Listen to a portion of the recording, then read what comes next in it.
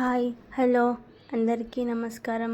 Welcome to Vilasini vlogs. ఈరోజు vlog వచ్చేసి మీకు అటుకుల మిక్చర్ ఎలా చేయాలో చూపించాలనుకుంటున్నా.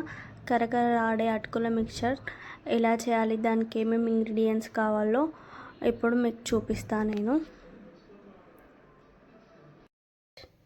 స్టవ్ వెలిగించి ప్యాన్ పెట్టుకొని దాంట్లో అటుకులు ఇవి ఫస్ట్ జల్లెడ పెట్టుకోవాలండి. అటుకులు లేకపోతే దీంట్లో ఉన్న డస్ట్ అంతా దీంట్లోకి వస్తుంది అనమాట. ఇట్లా చిన్న చిన్న డస్ట్ ఉంటుంది. సో ముందు ఇవి ఒక 5 minutes ఇట్లా జల్లెడ పడితే దీంట్లో ఉన్న చెత్త ఇంకా ఇట్లా డస్ట్లోకి మనం ఉంటే వెళ్ళిపోతుంది అనమాట. అటుకులు అనేది మీడియం ఫ్లేమ్లో